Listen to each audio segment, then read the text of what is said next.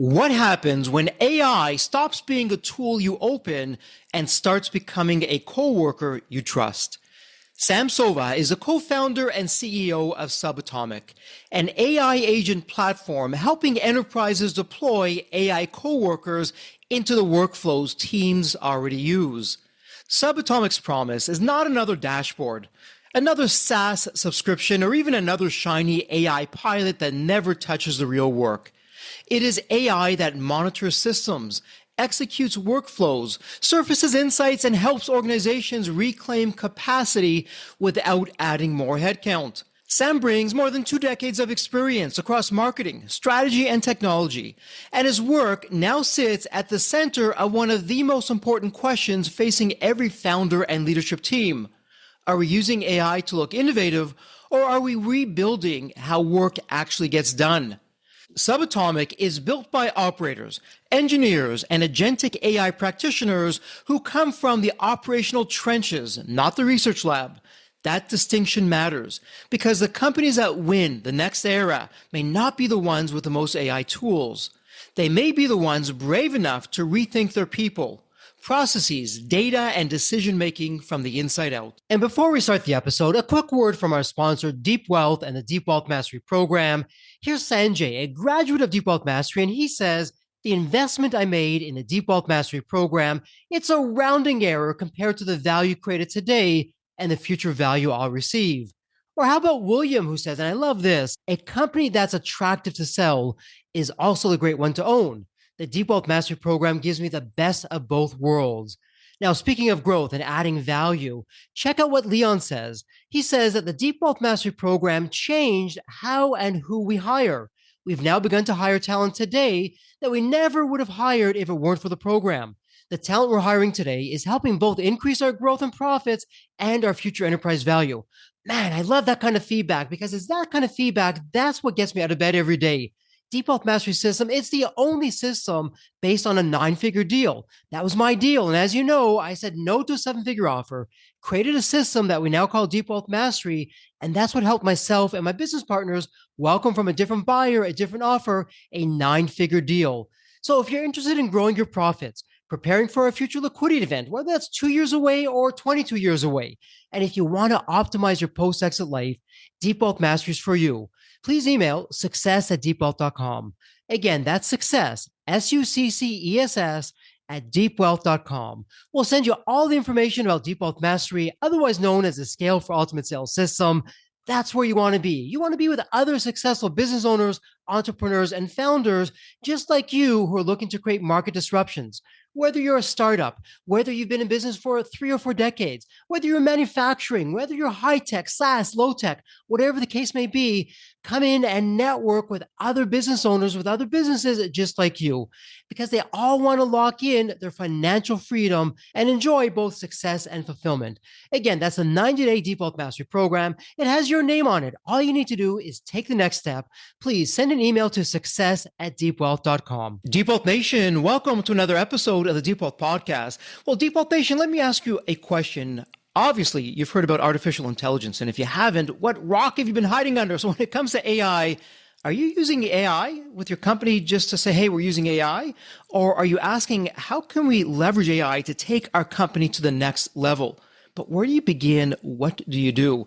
We're not going to have a theoretical conversation. You heard the official introduction. We have a fellow founder in the House of Deep Wealth doing all things AI with some incredible insights. Sam, I'm going to put a plug in it right there. Welcome to the Deep Wealth Podcast. Very excited to have you today.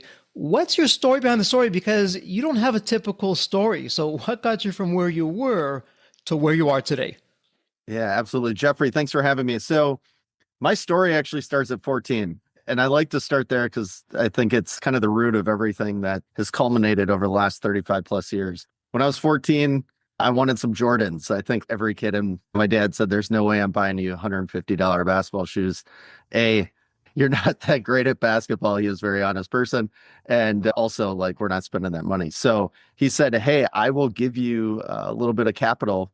Why don't you start a lawn business? So I started a landscaping business, which eventually grew with a business partner, and we exited when we were 18 years old and went to college. But I was hooked at that point.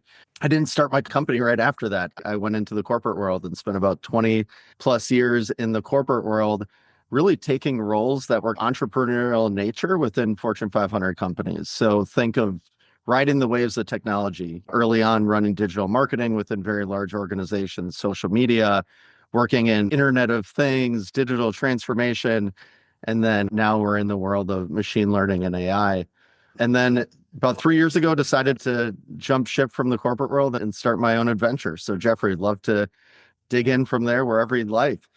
Let's talk about that offline. We were talking about that. Let's share that with Deep Wealth Nation, because what I love about your story, Sam, is you started on the other side of the table, on the corporate side. And so from the corporate side, very different from the world of a founder and a business owner and entrepreneur. What were you or were you not seeing in the corporate world that you said, hey, you know what? This has been great. Thank you very much. Time for me to go do my own thing. Yeah. So I think there was just a lack of speed that we see in the corporate world. And as we dig into the world of AI, it's a very similar thing. So there's processes, procedures, layers of people that have to approve initiatives. And it was hard to really move new ideas through large organizations. I think myself and the teams that I worked on and worked with me, we found ways to work through that in a non-traditional way within some large organizations, but it was still really tough. And I was lucky enough to just be in the position and the right point to actually start my own business. Now I did it, partially because it was the right time, partially because I have a great wife who actually said, hey, you're turning 40 soon. You always had a goal of starting a business when you're 40. You're 39 and a half. If you're going to do it, now's the time. And that was the extra nudge to dive in and figure out what I was going to do next. And what's great about that in Deep Wealth Nation, are you doing this? Are you involving your family, your significant others in your journey? So they're right there with you, not doing the day-to-day, but big picture wise, they know exactly what's going on. And so Sam, you threw your hat into the world of AI. We're going to start talking about that in Subatomic. What was missing out there with AI that you said, okay, sure, there's a gazillion solutions going on, and even more by the day, by the time this episode airs, even more AI companies that are there. But what was that gap in the marketplace that had you say, okay, this is exactly the problem that I'm going to be solving, and here's why and how it's going to be helping you? Yeah, Jeffrey, I think listening to a lot of your past episodes and just knowing your audience and they've gone through this, a lot of this was just the ability to recognize where you were at in the process, and I would say failing fast or pivoting fast. We're seeing a lot in the market right now is what I call point solutions with AI wrapped on it, right? So software as we're used to buying it that just is now a little bit better and has AI features or AI assistant built into it. We actually went down that path, and we were lucky enough to do that in 2023. And we built a SaaS product, so software as a service product that had an AI wrapper around it. And we did a beta with about 50 companies, mostly in the Fortune 1000. And they loved the product, but the feedback when we said, hey, you now have to pay for it, was like the critical point that we understood. What is the future actually going to look like, not just the now? And that feedback was, we have way too many tools in our organization right now. What we're finding is AI is actually adding more complexity. We're adding more tools, and none of them talk together. None of them work together. We're still going to all these different platforms and clicking to get things done. Is that really the future with AI? I have a co-founder, his name's Carl Simon. He's in the Bay Area, extremely smart, built our platform, had kind of same journey as me in corporate. And we recognized right away, SaaS with AI wrapper is really not the way that people are going to be working in the future. And we pivoted. And that's a really hard thing to do for those listeners out there that have done this before, especially if you bootstrapped it like we did. You're putting your time, your money, giving up certain things to build what you're so passionate about, and then realizing, oh man, what we built is actually not what the market wants. It's a really tough thing to recognize, but we were lucky enough where we convinced ourselves there was something better, which is what we built now with Subatomic. Amen to that. And as you're talking about that, you're taking me to the Deep Wealth 9-step roadmap. Step one, big picture. Hey, what's a problem? Maybe not necessarily full headlines, but it's out there, it's growing, not a lot of people are addressing it. And as you're talking about that, I'm thinking of conversations I have with friends in the corporate world. And hey, what's going on? Yeah, I just had that meeting with the board and they wanted to see all about AI. So we threw some things together. So yeah, we're using AI. And I said, well, how effective is that? Well, Jeffrey, to be honest, it's kind of surface level. It's expected of us. I don't know how much value you're really going to be getting. But to your earlier point, and Deep Nation, I don't know if you've noticed, SaaS companies, their values, especially if they're public, are being decimated because AI is coming along. Not necessarily that they're all going to go out of business, but the world is rethinking how we're doing things.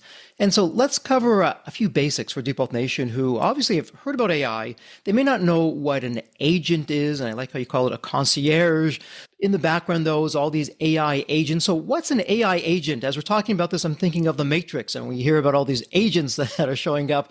For someone in Deep Nation who's new to this, though, what's going on with an AI agent? Why is that different than just me using AI? What would you want me to know? Yeah, absolutely. Jeffrey, you referenced the Matrix. I'm going to build on that and then I'll go a little bit deeper. And we talk about this all the time. In the first Matrix movie, when they're saving Morpheus and Trinity has to fly a helicopter, and Neo says to her, "Do you know how to fly the helicopter?" Do you know what she says next? Not yet is the answer. And zapped in, from the mothership, and she knows how to fly a helicopter and they escape. And it's a really cool scene if you haven't seen the movie in a while or you haven't seen it at all. But that's how we think about AI agents is we actually call them within Subatomic. And this is something we learned from the market is it resonates when we talk this way. We call it AI coworkers. And the way that you can think about it is if you think about Jeffrey, if you hire a new employee, you're going to do a couple of things. You're going to give them a job description. You're going to give them a set of tasks that they have to do. You're going to give them access to the tools and data that they need. And you're going to give them feedback along the way to just be better and better over time.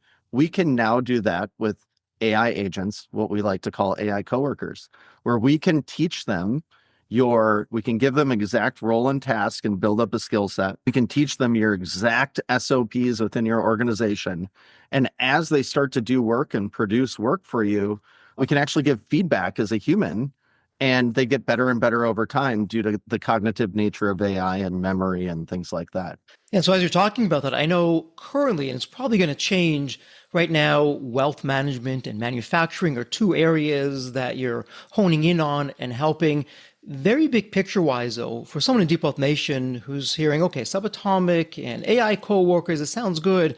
Let's roll back the curtain. What does that really look like? Hey, Sam, heard you on the Deep Wealth podcast. This is my company. Work your magic. Go ahead. So behind the scenes, what are you doing with these AI coworkers that around the clock, they're going to be working for me 24/7 without all the, let's just say, challenges? I'm being polite with that word. Yeah. Challenges that the human condition can bring up as I look to scale a team or begin to expand or scale growth, all those kinds of things. What's going on behind the scenes? What are you doing? Yeah. So first off, we're tackling exactly what you're talking about, Jeffrey, is what we call the growth ceiling, which is really outcome driven, right? So in the past, as you grow your company and your organization, you have to continue to throw more humans at it, which is harder and harder to do as you grow.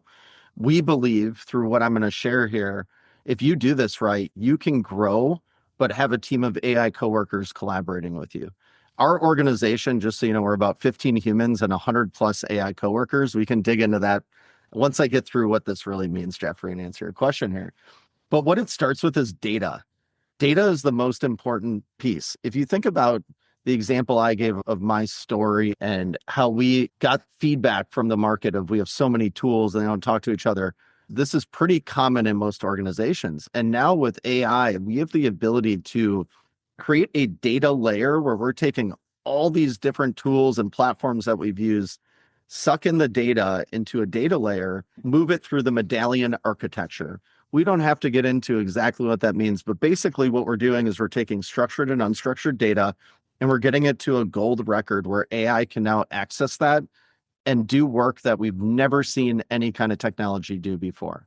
So let me give you an example, Jeffrey. Let's say you mentioned wealth management. Well, in wealth management, I could be in a platform or in all these different tools in different ways, meaning I could be Samuel, I could be Sam, I could be Sammy, I could be SAN, where maybe a note taker misspelled my name because it heard it wrong when we were recording. In the old way of taking all this data and putting it into a database or a data lake, it would be hard to semantically understand that as the same person. Now with AI and what we help organizations do is we can build the next layer that is cognitive, where AI understands, oh, Samuel, Sam, Sammy, and San are all the same person. And when we have AI collaborate with us now and our AI coworkers, they're going to realize that's the same person, similar to how a human would do so if they analyzed all those situations. And so as you're going through that, in the back of my mind, I'm now imagining, okay, our systems, our processes, and Jeffrey, on base, off base, you can tell me if I'm going about this in terms of my thinking. This is not like you're putting AI on autopilot. It's just going to be doing whatever it's doing. It's going to come back, share some of the insights, the results. And to your point, because it's working around the clock, we may get some insights of our business that we never knew or saw before. There's just too much data for us to do or didn't have the resources. But now we can take the best of AI with the best of us humans, how we think, combine the two. And it's not 1 + 1 = 3 or 2 or 5 or 100. It might be 1 + 1 = 300. How am I doing with that? You're on base for sure. I think you're right. And there's a couple ways of looking at this. There's autonomous AI and there's human in the loop. And what we see the most comfort with most organizations is human in the loop, which means humans are somewhere in the process before work gets completed, right? So you're checking the work, you're giving feedback. Again, just like hiring a new human coworker within your organization. So yeah, you're right. So there's a human in the loop aspect of it, but now because we have all this data that is now normalized and AI has access to, we can ask any question, we can get any insight, we can set up any workflow possible. We can create, so you mentioned SaaS before and all the companies getting crushed. Part of the problem is some of the moats for these organizations were the user interface. Think of a CRM. You're locked into, I click here, I put in this information.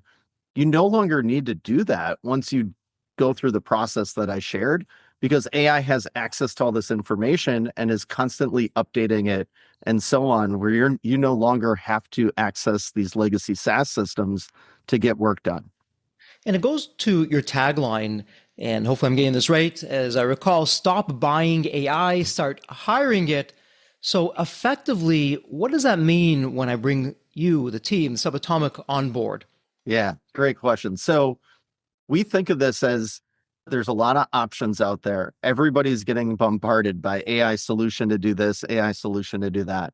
If you think about AI the same way we've thought about buying software in the past, you're going to fail because you're going to have these same problems where you just have tool overload and you have AI doing these specific tasks in your organization, but they're not talking to each other.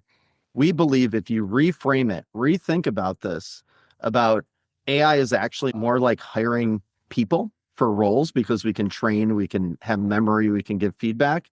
You can now unlock the possibilities that 100 different point tools could with one solution like ours, where you're thinking about this as a hiring problem. Jeffrey, I talk about this a lot. I think we're in this 1995 moment. So for the listeners out there, I'd love you to just go back to 1995. Think where you were. Some of you may have not even been alive. So go on YouTube and look at Internet 1995 Today Show.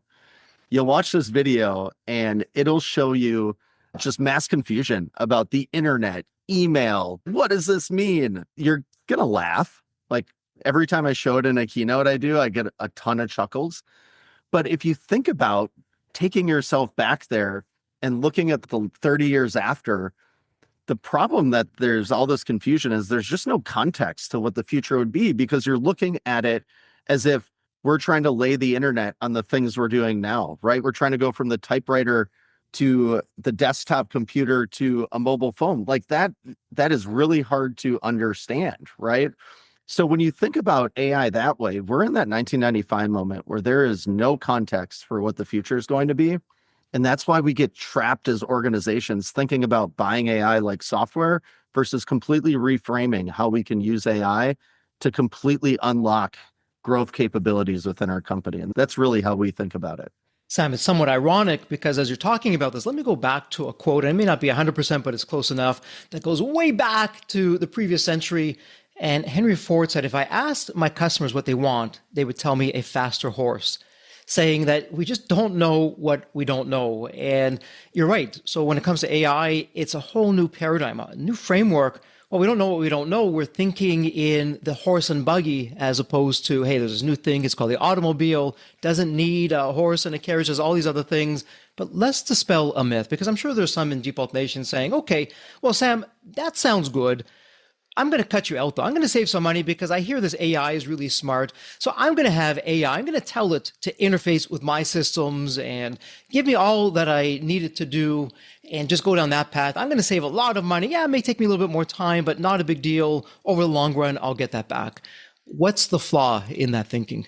The flaw is that it's as easy as just doing that, right? It's not, and this is what we get a lot, right? There's this, because there's been so much talk over the last 2 years, everywhere you look is AI. Every product has AI now. It's like hitting the easy button, and it's not. There are so many horror stories out there of not thinking about security, the ability to observe what AI is doing, thinking about what you're really trying to accomplish. Like, we always start the conversations. Our organization, we take a really consultative-led approach. So we'll say, what are the biggest pain points you have based on what you've been testing with AI? What's worked, what hasn't worked? And we take all these things into consideration before we even recommend doing anything. But doing it right, you really need the right organization. It's not just like doing something like OpenClaw, for those that are familiar with OpenClaw, where, you know, in a matter of a couple days, maybe a week, you now have AI running your personal life if you do it right. It's not that easy for businesses because there's so many considerations you have to think about, long-term and short-term. And so big picture wise, regardless of the industry that I'm in, and again, Jeffrey, on base, off base, really it's Subatomic coming in. And instead of me and my team saying, okay, well, here's this system, AI connected to that system, behind the scenes, you're doing this all day long. This is what you do. This is your focus. These are your step 2 X factors, as we call them. This is what you're world class in. So you're taking my company, figuring out, okay, what do we need to connect? We'll do all the connections behind the scenes.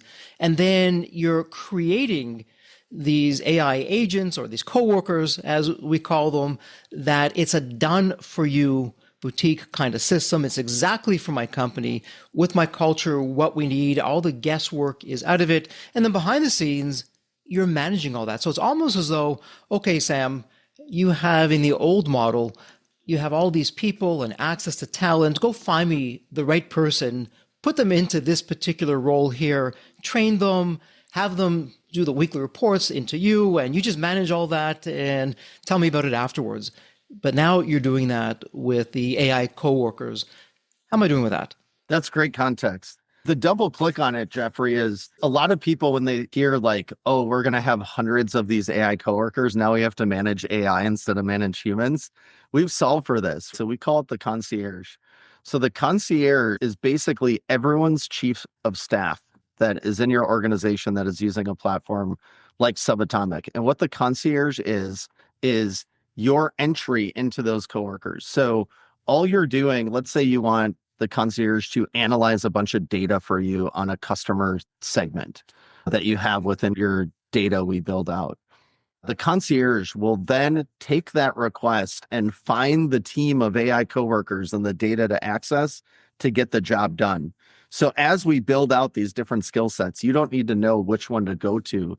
Kind of like what you would do in a team situation, right? You go to a manager or a leader and you'd say, hey, I need this task done. Can you get your team to do it? It's a very similar mindset of how we can get this done. It makes it a lot easier to adopt versus traditional technology and software where you have to go take training sessions on where to click and how to get there and what are the steps to fill in a form or whatever you need to do to get your job done. Now your concierge does everything for you. And so with that said, Sam, let's dispel a myth right now with what you and the Subatomic team are doing. In fact, I had a guest on the Deep Wealth podcast. He said, Jeffrey, when I speak to other founders, the biggest flaw in us as founders, sometimes we're so focused on efficiency. Yeah, I'm going to increase that by 5% or maybe 7% or get my profits up 10%. And this founder said, right on the podcast, Jeffrey, I don't get it. Why are you focusing on being more efficient for 5% or even 10%? Why don't you stop doing that and figure out how you can 20x or 30x your profits and your growth? And so where I'm going with that, there's this conception or this myth. Yeah, I can put AI into the organization. It's going to lower my cost versus what not a lot of people are talking about. When I say enterprise value, that's the value of the company as a whole. Maybe it's increased profits, or I'm finding some skeletons in the closet through AI that I'm going to be removing. So walk us through with Subatomic how it's not lowering costs, which I'm sure it does, but it's actually increasing the enterprise value of my company, whether I'm a company of 3 or 3,000. That's right. Well, I think there's a lot of ways to slice and dice this, but I think the easiest way is when you're incorporating AI that eventually, once you continue to give feedback, it is efficient. It's not making as many mistakes as humans. We've already seen this in the implementations that we've done, but also you now have this collaborative nature in your organization that as people come and go, which they do in every organization, you just tap right into it and you don't lose the institutional knowledge. I think that's the big thing is like de-risking yourself from losing institutional knowledge because it's all being piped into this ecosystem now of your data talking to each other and laying AI across it. And as you're talking about that, Sam, for me, that was my observations with, let's just call it big corporate. The younger version of Jeffrey just getting in business, I never understood why these companies had all these different layers. And then as I started running my own business, I understood, okay, they have those layers. So if Sally walks out today, I have Sue or Jimmy or whoever else. I have all these different layers that can step in and it's not a big deal. And sure, that's great. It comes at a cost. Money cost, moving slow, like you referenced earlier, versus, well, the founder, myself, okay, I can't afford that. So if Sally leaves, wow, I'm taking a big hit to the company because now I've got to find someone, I have to train, and it can sidetrack me. And so with the AI concierge, the AI coworker, not to oversimplify it or confuse simple with simplicity, I can eliminate that regardless of how big my company is. How am I doing with that? You're right. Yeah, because you're holding that institutional knowledge. And now, think about the reframe again is like getting away from SaaS and thinking of the concierge as truly your chief of staff that is going to know everything about your organization that's going on because we have access to it. And when you think about it that way, you can literally ask any question about the organization. And we set guardrails based on roles and things like that, but you can pick up that institutional knowledge right away. So we think about that as we're building our organization. We have the luxury of being AI first. We use our product. So we're finding ways to future-proof ourselves as we continue to grow. And we always ask the question, does it make sense to hire a person? Does it make sense to hire AI or a team of AI or a combination of both to do what we need to do next?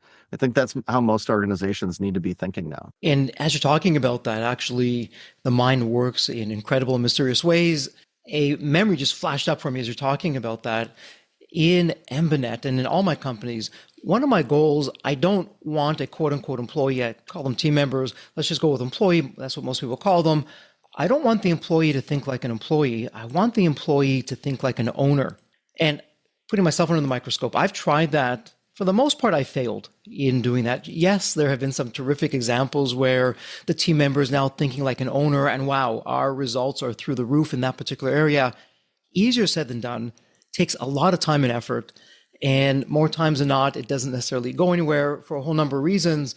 With the concierge or the AI coworker, that's exactly what I can do, though. It's like having a fellow founder without me having to give up ownership in the company or a board seat or whatever the case is going to be, where, yeah, the AI is thinking like an owner and coming up with these insights or plans or strategies that a regular team member wouldn't necessarily do. Thoughts about that? Spot on. Spot on. There's a lot of stories you're seeing of very well-known CEOs that are creating AI coworkers. AI agents is another term, as we talked about, where it's almost like their chief of staff to collaborate and bounce things off of.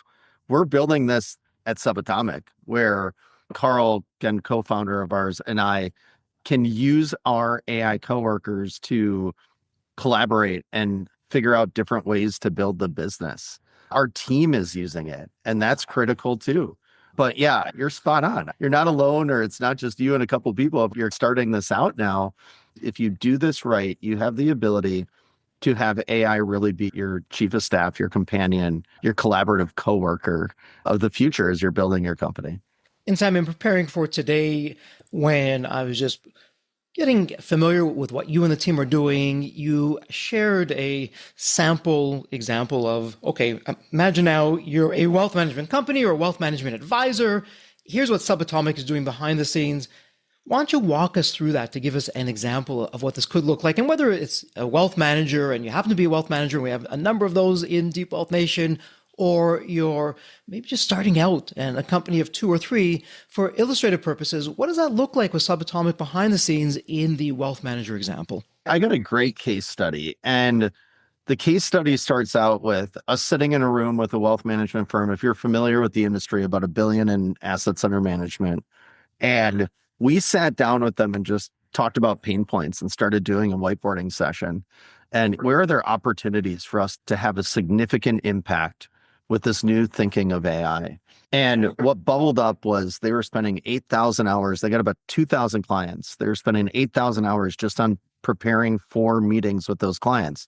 So if you have an advisor or you're in the space, usually you sit down quarterly with your advisor, you go through all your portfolio, things that you talked about, current state, short-term, long-term.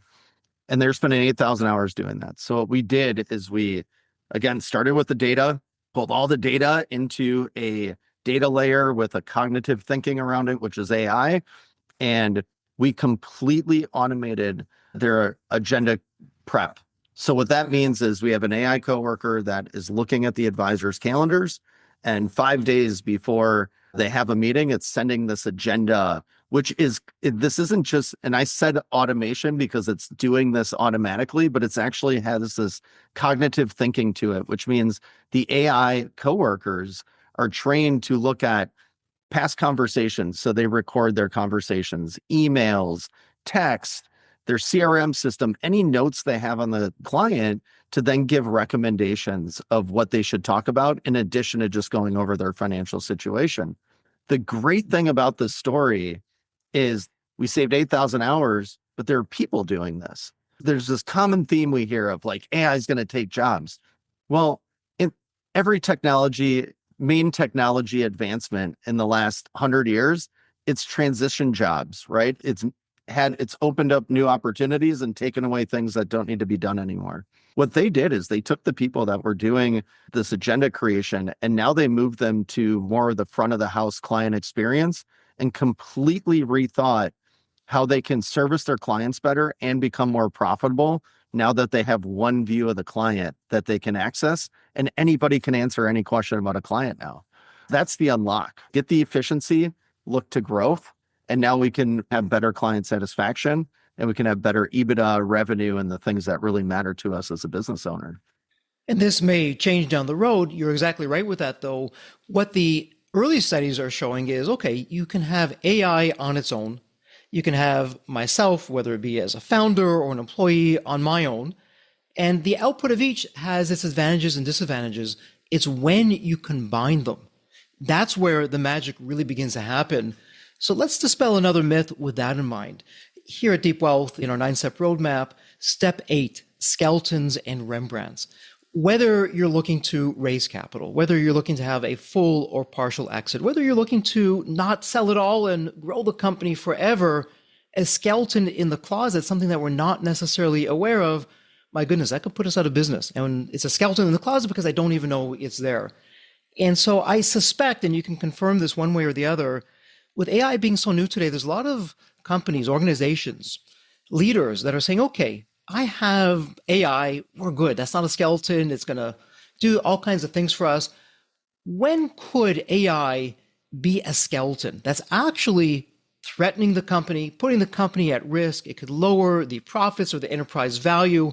If I'm looking to go into a liquidity event, 2 fancy words for raising capital or taking some chips off the table or selling completely, that a investor or buyer's coming in, Jeffrey, yeah, I see you got AI, but you know what? This AI is creating all kinds of problems over here for you. So when is AI a skeleton and not a valuable Rembrandt? When you don't address the data piece, Jeffrey, if you don't address the data piece and getting your data right, AI has the potential of giving you the wrong answers. It's not even not being effective. It means literally giving you the wrong answers because you haven't done your data right. So just think about those that are in the audience. Think about like simple things like your foldering and SharePoint and version control. If you now give AI access to something that is messy and may have old versions of things that it's accessing, we can get the wrong answers that can be problematic long term, not only for customer facing things, but things that you talked about with valuation and things of exiting. But I also think what I see a lot of in many of the middle market industries is like decision makers are thinking of AI as like digital transformation. Oh, I got time. Oh, ERP. That was a really hot topic 10 years ago. And I still see middle market organizations doing that now. I don't think it's the same with AI. I think you really need to think about this in a different, that 1995 context, not just the, do we open a Copilot and let our employees access it? Because you're not going to see the value and there's a huge long-term risk and a skeleton in the closet that you can have. And so let's talk about that, because one of the other skeletons that most people don't realize, and it's starting to come to the forefront right now, is my proprietary data and information and systems. And the challenge right now with any of the current AIs is if that information is on my website, it probably already knows it. Or if I'm sharing specific things, even though there's disclaimers, we're not monitoring or learning from this, well, history tends to tell us otherwise. They probably are. So for someone in Default Nation who's thinking, okay, Sam, this sounds great. What about my proprietary data? I don't want the marketplace or my competition to know about it. How does Subatomic deal with that? That's spot on. So since day one, security has been core to how we built this out. And what that means is when we do implementations of Subatomic, it actually sits within the IT infrastructure of an organization. You spent time, you spent money, you either have an in-house team or an outsourced team to manage this, to keep your current data safe. When we now add AI components onto it, it should be the same way. So we actually, if you think about not getting too technical, but if you're a Microsoft shop and you have Azure, we're literally just plugging into a tenant and deploying Subatomic AI within that. And it has all the security boundaries, cybersecurity, and so on. We also have our own security features and a product we have called Deep Lens that we now offer for every one of our clients that is monitoring the usage of our AI coworkers inside your instance. So you can see everything going on, full transparency. And we believe that is critical because again, there are so many horror stories of people like not purposely within organizations putting out content into an enterprise version of an LLM and come to find out that, oh, that data is actually not sitting in the US anymore. It's sitting in China or it's sitting in India, which is probably a no-no from an IT security standpoint. And not to name names, it's not just with companies. One of these AI companies, it's a big company, accidentally put their entire source code out there in the public domain. And this is the AI company itself. So if it can happen to them, it can happen to us. My next question, it's an unfair question because every company is unique and specific. That said, let's rely on Pareto's law, the 80-20 principle. Pareto's law, two fancy words, but the 80-20 principle, yeah, sure, Jeffrey, you know what? 80% of your results are coming from 20% of your actions.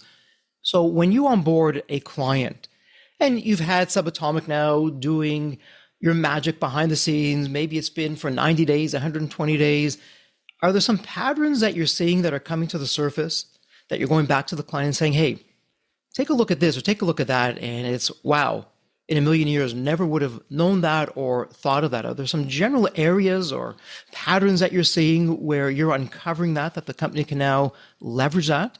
100%. This is an ongoing activity where, so we have, I mentioned this product called Deep Lens, but we have AI observing and auditing everything going on. And it's also learning and giving recommendations on either how we can do it better as your AI partner and your data partner, or how the organization might be able to do work better. One of the things we find too, Jeffrey, is I mentioned a very consultative-led approach. When we start with organizations, we don't say, hey, we're going to come in and completely reorganize your company to be around AI. We say, hey, listen, let's start with the data. That's key. And let's pick some big use cases that we can tackle. But then over time, let's keep knocking off more and more use cases to embed this in your organization. This is where the comfort level is right now. You could call it crawl, walk, run. A lot of organizations we're finding are crawl, run. They skip the walk because they see the value. It's different for everybody. But I think the learning that AI can do, again, thinking about this as like, this is completely new of how we need to think about traditional software of the past of what we can do now. It's self-learning in nature to continue to get better and better. And so with that said, why don't you talk to us about the subatomic IQ? We've talked about the AI concierge, the AI coworkers, your deep lens, also how you're dealing with security. What I found fascinating though, and I wanted to get that foundation out there first, to me, the subatomic IQ, wow, that's an X factor. That is incredibly unique. So for Deep Wealth Nation, subatomic IQ, yeah, I know what IQ is, but what's the subatomic version of that? So what's going on with the subatomic IQ? What is it? Yeah, I love it. It's the brain. This is very different than traditional SaaS implementations. And we now have the cognitive thinking, the memory behind what we do. So what that means is we're training our system and it continues to get better with feedback and outputs and so on. The brain behind it now with the access to the data can look at all your SOPs, all your workflows, all the feedback that we get and actually have a cognitive response, meaning it's not like we set up a workflow and we get an answer. It's not like RPA. Some people are familiar with RPA. It's like, let's get back to wealth management. Hey, I have a scenario where a client wants to take out $100,000 from their IRA. They're 71 years old. Look across their entire portfolio, look at interest rates today, look at current economic performance in the last 6 months, and look at external news of what's happening in the world and give me a recommendation if this is a good idea for the client and what the impact would be for them. That is not something traditional software could ever do. Now we have the brain behind it that is, again, our chief of staff helping us think about this, and we can continue to ask and so on. That's the core of subatomic IQ, the knowledge, the memory, and the ability to have that cognitive nature once we learn your organization on how to really collaborate with you. And it's like having that genius locked away in a room who comes up with these gazillion-dollar ideas, but this is all they're doing. It's not one idea a year. With a subatomic IQ, it's around the clock coming up with these insights. Okay, we're going to evaluate. Yeah, this one, it's good. This one's even better though. Hey, let's go with this one and see what's there. So it's fascinating in terms of what's going on. Speaking of what's going on, before we go into wrap-up mode, let me ask you, I'm looking at my questions, barely scratched the surface here. Is there one question yet that you and I haven't covered? It's an important question for you, or even a theme or a topic that you want to get out to Deep Wealth Nation before I go into wrap-up mode with my favorite question? Yeah, since we're talking a lot about AI, and I think going back to my background in mainly the Fortune 500s and thinking about like, how do you really tackle big problems and new technology, more importantly? We saw a lot of chasing the shiny red ball over the last 30 years of new tech and what's happening. And we're seeing the same thing with AI. I think every organization, wherever you're at in your journey, especially if you're early on, you need to take a step back here and think about what are we really trying to tackle? What are use cases? What are outcomes that we want? And then apply AI to that. I think there's just a lot of the tools and this, and oh my God, we can do this. And people are losing sight of what they're really trying to accomplish as a business and outcomes for their customers. Some great insights there in terms of what it's doing, what the possibility is. Let me ask you, we've been talking about it, but let's do this head on before we go into wrap up mode. And so for all the founders out there who are saying, okay, yeah, hey, I'm bootstrapping or I have a limited amount of resources, otherwise known as capital and people, with what Subatomic is doing in AI, what's out there now, share with us. And you've come from a huge corporate world of all the resources and teams that they have that most entrepreneurs, business owners, founders simply don't have. How has that gap now shrunk? Maybe it's even no longer there because what AI has allowed me to do or can allow me to do when I do it the right way. If you're a smaller organization or you are just starting, you have an unfair competitive advantage. I truly believe this. I say this a lot on stage because you can move at a speed that larger organizations just aren't ready for. It's common across the board, but I think about the industries we play in. I am extremely excited about what we're doing because we can move extremely fast with what we do. I'll put it this way, right? This is a great example. Jeffrey, if you and I were sitting here right now and talking about your business and some of the pain points you had, we could take that conversation, and because we use our platform, we can take a recording and our AI team internally will actually build out the workflows, the recommended AI coworkers that we would build for you. We would have a human review it, hit go, and it would actually build this out and build out a demo proof of concept user interface in a day. Traditional big companies just can't do that. So whatever industry you're in, think that way. Like, you have the ability to go at a speed that nobody could ever go at before, and larger organizations just can't move at. And what's amazing about that is it takes what could be perceived as a disadvantage, and now we completely flip it. It's actually an advantage because speed is everything. Speed to market is everything. Speed to make decisions. And you saw it on the other side from the corporate world. And one of the reasons why you left, my goodness, it's taking so long. We have meeting after meeting and things are slowing down. Absolutely love it in terms of what we can now do. That's the key. When we do it the right way, we can take our smaller size, but actually use it to our advantage. And so all that said, let's go into wrap-up mode. It's a tradition here on the Deep Wealth Podcast. It's my privilege and honor where every guest, I ask the same question. It's a fun one. Let me set this up for you. So Sam, when you think of another movie, Back to the Future, there's that magical DeLorean car that will take you to any point in time. Here's the fun part. It's tomorrow morning. You look outside your window. Not only is the DeLorean car curbside, the door is open. It's waiting for you to hop on in, what you do. You're now going to go to any point in time. Sam, as a young child, a teenager, whatever point in time it would be, what are you telling your younger self in terms of life lessons or life wisdom? Or, hey, Sam, do this, but don't do that. What would it sound like? Don't start a company when you're 40. No, I'm kidding.